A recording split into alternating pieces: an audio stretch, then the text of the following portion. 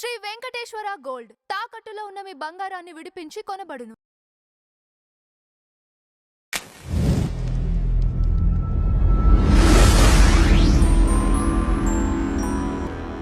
Sir నమస్తే. శ్రీమాత్రే నమః.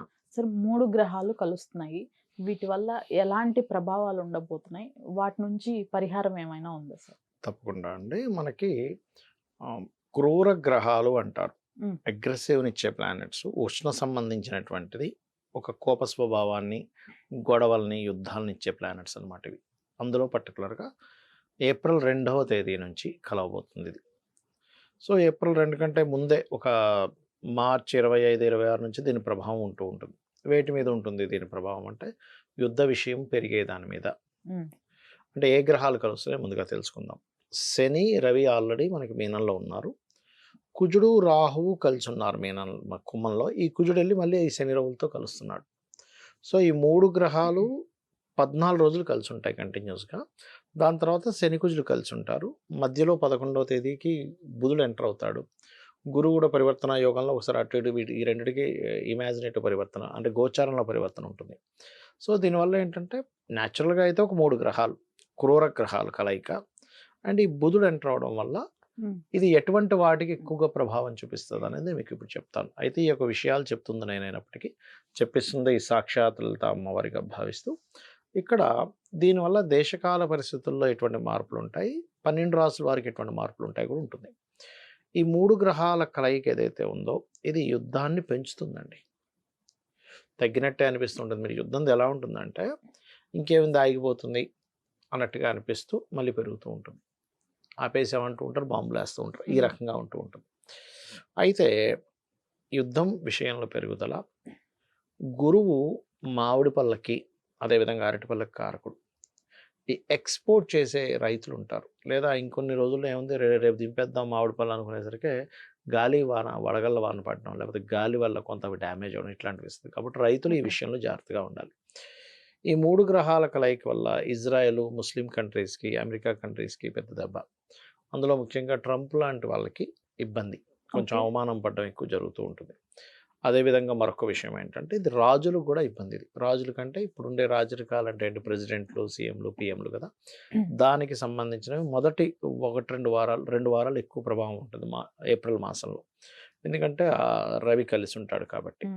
సో ఈ టోర్నడోలు రావడం, వర్షపాతం పెరగడం, అంటే ఎండాకాలంలో వర్షాలు పడ్డం ఏంటి అనిపిస్తూ ఉండడం, లేకపోతే వాయు సంబంధించిన టోర్నడోస్ ఎక్కువగా తిరగడం. అండ్ అదేవిధంగా షేర్ మార్కెట్, పర్టికులర్గా షేర్ మార్కెట్ క్రాష్ అవ్వడం. అండ్ బ్యాంకింగ్ సెక్టార్స్లో అనేకమైనటువంటి విప్లవాత్మకమైనటువంటి మార్పులు, ఐటీ సెక్టార్స్లో, ఇన్కమ్ ట్యాక్స్ విషయంలోని బ్యాంకింగ్ సెక్టార్స్లో, బ్యాంక్ నుంచి మనం డ్రా చేసుకునే మనీ విషయంలో కూడా చాలా మార్పులు వస్తాయి. ఏమిటి ఇన్ని ఆంక్షలు పెట్టారేంటి అనేటువంటివి పెరుగుతాయి. ఎందుకంటే ఇక్కడ బుధుడు, గురువు ఇద్దరు ఈ పాపగ్రహాల మధ్యన పరివర్తన కలుగుతుంది. ఇటువంటివన్నీ కూడా ఈ గ్రహాల కలయికిస్తుంది. ఫస్ట్ ఆఫ్ ఆల్ గుర్తుపెట్టుకోవాలి. అయితే ఇది ఈ 3 గ్రహాలు ఎప్పటి వరకు కలిసి ఉంటాయి అంటే ఫస్ట్ 10 days ఈ 3 గ్రహాలు కలిసి ఉంటాయి. దాని తర్వాత ఈ 2 శని కుజులు మే 12 వరకు కలిసి ఉంటాయి. మే 12 తర్వాత మళ్ళీ కుజుడు వెళ్ళి రవి రాశుల్లోకి వెళ్తాడు, సరే ఓన్ హౌస్లోకి వెళ్తాడు. వెళ్ళినా సరే అది ఓన్ హౌస్లోకి వెళ్ళి ఈ సంవత్సరం కుజుడు రాజు మంత్రి అయ్యాడు కాబట్టి యుద్ధం వాతావరణం కంటిన్యూస్గా ఉంటుంది. ఎందుకంటే కాల్సపయోగాల్లో ఉన్నాయి కాబట్టి తగ్గినట్టే తగ్గి వస్తుందండి యుద్ధం, అదేం లేదు. అయితే ఇది 12 రాసుల మీద ఎటువంటి ప్రభావం చూపిస్తుంది అంటే మేషం తీసుకున్నట్లయితే మేషం వారికి ఇప్పుడు ఏలినాటి శని నడుస్తుంది ఇక్కడ. ఎప్పుడైనా దానికి వ్యతిరేకమైన గ్రహాలు వచ్చినప్పుడు ఆ శని ప్రభావం తగ్గుతుంది.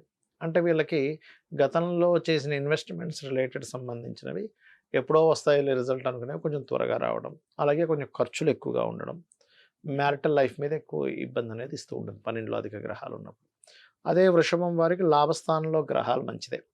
సో వీళ్ళకి అన్ని రకాల లాభాలు ఉంటాయి. కానీ 2లో గురువు ఉన్నందుకు ఆ యొక్క ఎనర్జీస్ గురువు తీసుకుంటున్నందుకు కుటుంబ సభ్యులతోని ఫ్యామిలీ బిజినెస్లు అంటారు, అటువంటి విషయాల్లో కొంత గొడవలు వస్తూ ఉంటాయి. మిథునం వారికి కూడా మంచిదే. ఎలా అంటే దశమంలో పాపగ్రహ అంటే క్రూర గ్రహాలు ఉండడం మంచిదే కాబట్టి కెరియర్లో గ్రోత్, కెరియర్లోనే కొంత రాజకీయాలు, కెరియర్లో గొడవలు 3 ఉంటాయి అన్నమాట వీళ్ళకి. ఇక కర్కాటకం వారు తండ్రితోని లేదా బ్యాంకింగ్ సెక్టార్స్ అంటే బ్యాంకులో పెద్ద పెద్ద అమౌంట్స్ ఏదైనా ట్రాన్స్ఫర్ చేసే విషయంలో గురువులతో తెలియని ఘర్షణలు ఉంటాయి కర్కాటకం వారికి. వీళ్ళకి కూడా కొంచెం ఖర్చు విషయంలో చూసుకోవాలి. ఇక సింహం వారికి అష్టమ శని ప్రభావం తగ్గుతుంది. కాకపోతే వీళ్ళు కాస్త వాహనం మీద వెళ్ళేటప్పుడు అతివేగం పనికిరాదు. ఇది ప్రధానంగా గుర్తుపెట్టుకోవాలి. అండ్ తాతగారు ఆస్తి విషయంలో జాగ్రత్తగా ఉండాలి. ఇక కన్యా రాశి వారికి సప్తమ స్థానంలో ఈ గ్రహాల కలయిక కాబట్టి జీవిత భాగస్వామిని ఎంపిక చేసుకునే విషయంలోని మరియు లైఫ్ పార్ట్నర్తో పాటు బిజినెస్ పార్ట్నర్స్ని ఎంపిక చేసుకునే విషయంలోని జాగ్రత్తగా ఉండాలి. ఇక తులవారికి 6వ స్థానంలో క్రూర గ్రహాల కలయిక చాలా మంచిది. అంటే పోటీ పరీక్షల్లో రాణించడం. అదేవిధంగా మనం గమనించినట్లయితే ఒక్కొక్కసారి చూడండి ఈ క్రీడా రంగాల్లో ఉంటారు. అటువంటి వాటికి రాణించేటువంటి యోగాన్ని ఇక్కడ ఇస్తాడు. కాకపోతే రాజకీయ నాయకులు కూడా మంచిదే ఇది చెప్పాలంటే, పంచమంలో రాహు ఉండడం వల్ల. ఇక వృశ్చికం వారికి ఏంటంటే ఒక ఫిల్టర్ చేస్తాడు ఇక్కడ. అంటే ఎవరు నిజమైన ఫ్రెండు, ఎవరు నిజంగా నిన్ను అంటే ఓసారి చూడండి ఫ్రెండే శత్రువు అవుతాడు, శత్రువే ఫ్రెండ్లా కనిపిస్తాడు.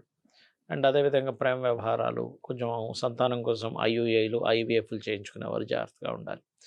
ఇక ధనస్సు వారికి కనుక చూసుకుంటే వీళ్ళు ఏదైనా సరే ఒక స్థలం కానీ గృహం కానీ ఒక విద్యా సంబంధించినవి నేర్చుకోవడం కానీ ఇవి చేసేటప్పుడు 4వ భావంలో ఈ గ్రహాలు ఉన్నాయి కాబట్టి ఈ యొక్క విషయంలో జాగ్రత్తగా ఉంటూ తల్లిదండ్రుల ఆరోగ్య విషయంలో కూడా వీళ్ళు జాగ్రత్తగా ఉండాలి.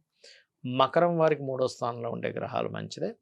ధైర్యము, సాహసము ఇవన్నీ చక్కగా వీళ్ళకి ఉంటాయి.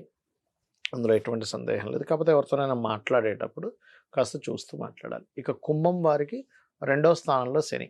అంటే శని యొక్క ప్రభావం తగ్గుతుందని చెప్పుకున్నాం. పాపగ్రహాలు ఉన్నాయి.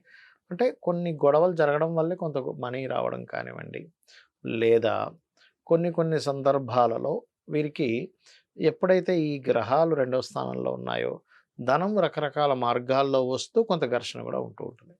బట్ ఏలినాటి శని ప్రభావం తగ్గుతుంది. ఇక మీనము వారికి రాశిలోనే ఈ గ్రహాలన్నీ.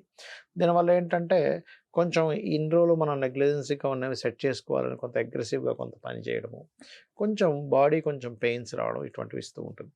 అయితే అన్ని రాసుల వారు కొన్ని నియమాలు కనుక పాటించినట్లయితే దీని ప్రభావం తగ్గుతుంది. ఏమిటది అంటే, ఒకటి గోవులకి క్యారెట్స్ బెల్లం తినిపించడం, చండీ వినడం, చండీ పారాయణం చేసుకోవడం కానీ వినడం కానీ, శివాభిషేకం చేసుకోవడం కానీ ఇవి ఎక్కువగా చేయాలి. చేసినట్లయితే ఖచ్చితంగా బాగుంటుంది.